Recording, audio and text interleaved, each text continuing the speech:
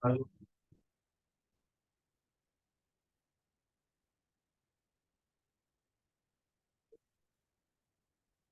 Jordan River,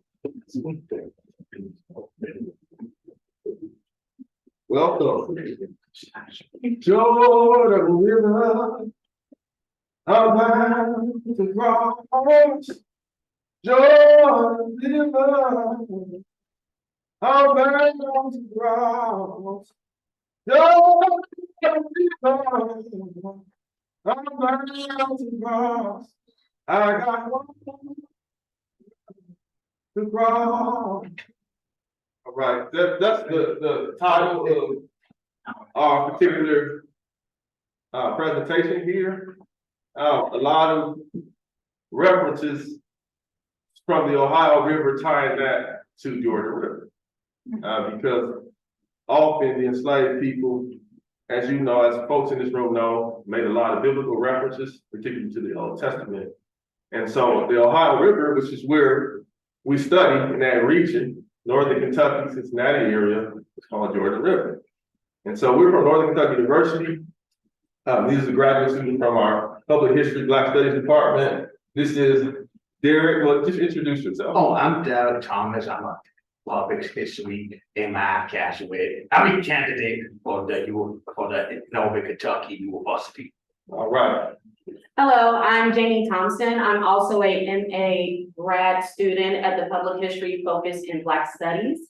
As well, me and Derrick does work at the Cincinnati Museum Center in their special collections. We're recording right now the history of J.P. Ball, who is also a famous African-American photographer as well. So. Hi, and I'm Jennifer Williams. I'm also an MA candidate with Northern Kentucky University's Public History program. Next slide.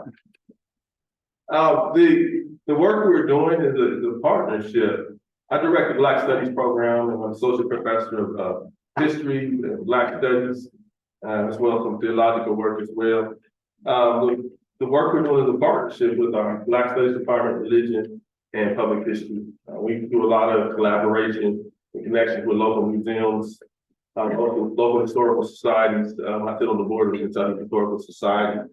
The work we do looks at the unique role that Kentucky and Ohio play, particularly in the Underground Railroad, but we've been doing some work around the Black church and doing some excavation work as well.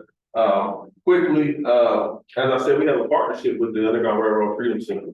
You should check out the Freedom Center if you've ever been to the Ohio area. It's actually the #1 African American History Museum in the country.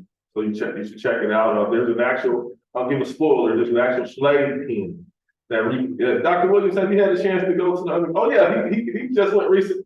They reconstructed the slave pen that they found in Kentucky, right there in that space. So it's fascinating. We partner with K-12 schools, with teachers. One of the things that's really important for us is to give even the youth access to this research. Not just the scholarly community like us, but this should be in the hands of superintendents, principals, teachers, elementary, middle school, and high school. So that's what we've been trying to do. Just quickly, we've been involved in an archaeological dig with the Parker Academy, which was the first integrated school in the country. That's in Ohio, Newport Colored School, the Democracy and Me Project. I'll talk about that in a second. It's a partnership with our local NPR station. And then the 3 projects we're going to focus on is a Black church an old Black church in New Richmond, Ohio. They had connections to the Underground Railroad. Augusta, Kentucky, the city of Augusta, Kentucky, ties to anti-slavery and Methodism, and a Cincinnati abolitionist, Sarah Marion Fawcett, who was the early Rosa Parks. Next slide. This is just want to show you the website. This is our partnership with our local NPR station, Democracy and Me. A lot of this work goes out on that site because we want to give teachers access to the information. We're creating lesson plans and those kinds of things connected to this work. Next slide. Okay, I'm going to yield my stand and let Jennifer and Derrick take it from here. Hi, everyone. Thank you for being here. Before I get started, I do want to say a quick thank you to the folks in Augusta, Kentucky, who've been really helpful letting us work on this project with them. So thank you very much to them. So we've been working on St. Paul M.E. Church. It's built in about the 1890s in a small river town called Augusta, Kentucky. It's right there on the banks of the Ohio River. And we're here representing the Ohio River Valley because something really fascinating happens in these border towns, right? People are grappling there on a day-to-day basis with that contradiction between the actual state of enslavement and the supposed foundation of the country based on principles of liberty and freedom. And so when we take a look at these locations, we get to see how people confronted that head on. So we found a few different key players that we've been studying. That one of those is a woman named Sarah Thomas. The folks in Augusta have been doing a lot of work on her already. And the oral history of the town suggests that she may be connected to this church. What we've been able to find so far, thanks to other folks that research as well, is that she was born into enslavement in the 1890s. In 1832, she and her husband, Harry Thomas, had purchased property. Thing is, Harry Thomas was still enslaved. She may have been enslaved as well. However, we have a document that they got $60 together and purchased a plot of land. This is the kind of thing that happens in these border towns. People figure out ways around the system that oppresses them, right? By 1839, she is free, but she is in poor health, so she's working on her will. She had loaned money to people at that point. She had extensive property holdings, and she leaves money to free her husband, to establish a gathering place for the Black congregants in Augusta, and leaves money to the ME trustees as well. The issue that we have as students is that this church was started in the 1890s. She passes away in 1839. That's a bit of a gap.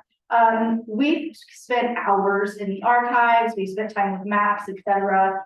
We have some really unique primary sources. My colleague Derrick will mention those.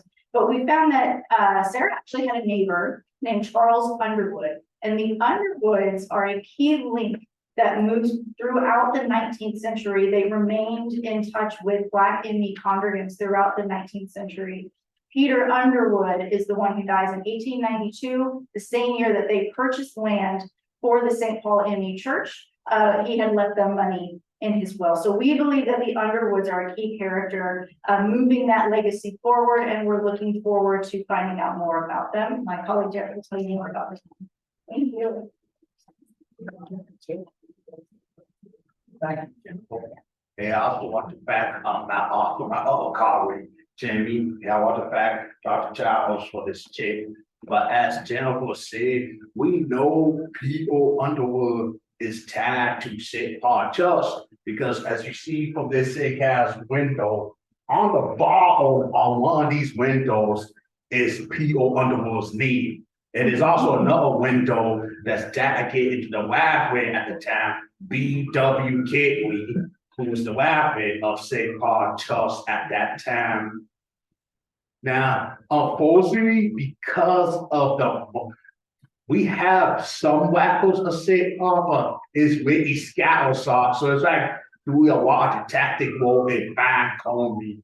Because when it comes to the history of Methodism in Augusta, Methodism has always been a poet in the town, because it was the sect of Augusta College, which was founded by the Methodists as companion just back in the 1820s, but it closed down in 1849 after the state of Kentucky forked its license because they believed the college was becoming too anti-civil for the university. And during the 1844 Baptist citizens that split the Baptist activity subway, pro-civilly pansies, and a more anti-civilly noble class. Augusta College was the only part of Kentucky that said the noble ME Church. But when we back to St. Paul, we know that African Americans have always had a passes in Augusta, Kentucky, in the Methodist Church to look at the church minutes that they've been members since 1823. A few of them, like Gabriel Coleman, even was able to serve as deacons in 1845. So we know there was at least some of the African Americans was able to call to them, because back to what Tim was saying, as a forward that you have this constant mismatch between slavery and liberty and just different casts of culture that people in these communities have to mix.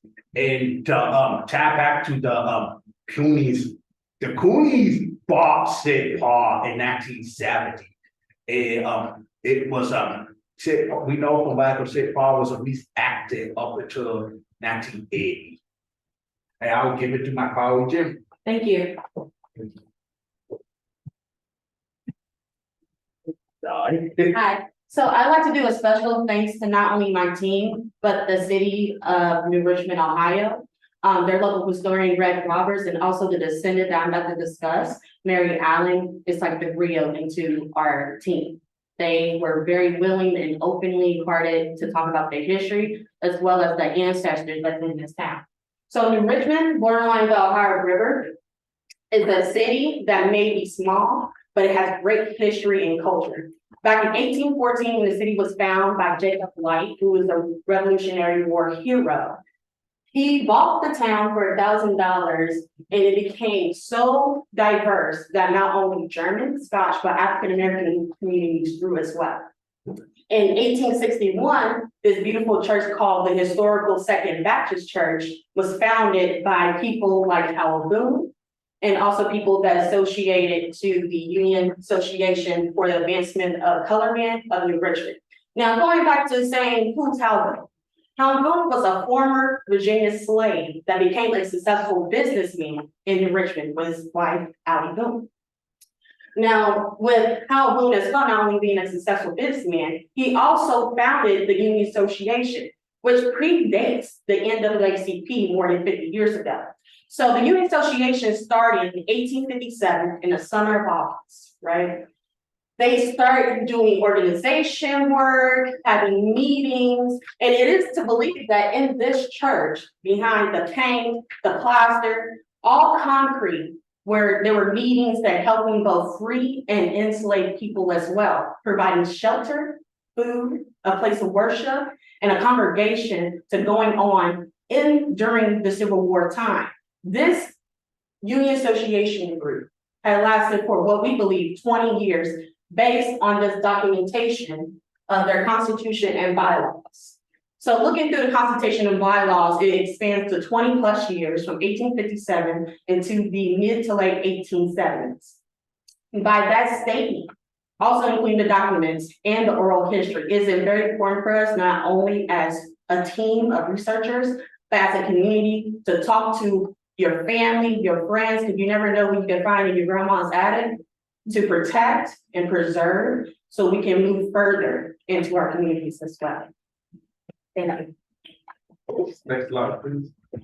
In terms of the Augusta Church in Kentucky, I think I want to bring out more. It's the Clooney family actually partnering us with that project. George Clooney from the film industry. So we just really received a sizable grant for that project, $22,000 in Morris County. So that's really important for us. We want to quickly talk about Sarah Marion Fawcett. She's an abolitionist from Ohio. So you want to come and say a word about that? Sure. So Sarah Marion Fawcett is a bit of a spicy meatball. We call her a 19th century Rosa Parks because she's on her way to a hair appointment one day. She was the hairdresser. She's running a little late. She tries to hop on the passenger car. This is when it's pulled by horses. The operator of the car does not agree with her decision, and a fight breaks out. At one point, she's biting on his hand to get him to let go of her. Unfortunately, he does push her off. She gets up, she dusts herself off, she sues them, she wins. And after that, the streetcar in Cincinnati, again, streetcars being pulled by horses, was integrated for Black women and children. Sarah Fawcett had been born into slavery in the 1820s, and she was highly responsible for building up a lot of parts of Cincinnati. Unfortunately, a lot of their legacy is gone because Cincinnati is really good at putting highways through Black neighborhoods. So we're working on that legacy as well, and I'm gonna wrap that up and hand off back. Talk about the descendants. I want Oh, you okay. to mention that. So I met one of her descendants in a jazz club, and he has, it was wild. He just pulls out Sarah's freedom paper. He has Sarah's freedom paper, also her husband, Peter Fawcett, a Hemmings descendant. Wow. His freedom paper from when he shows up in 1850. Sarah's freedom papers, by the way, indicated that she's probably a smallpox survivor. Yeah, so she was pretty rad. So I'm gonna wrap up for Sarah Mary Fawcett. If you have more questions, happy to talk about her. That last slide there. This is that website. But check out Democracy and Me. A lot of the work we're doing is on that website. A lot of teacher resources. One of the things we like to do is connect to the K-12 community. All of this work that you all talk about, students need to have access to this in your classroom. Last slide. Thank you so much. That's all we have. Oh, not last slide again. We're done. There you go. Thank you so much.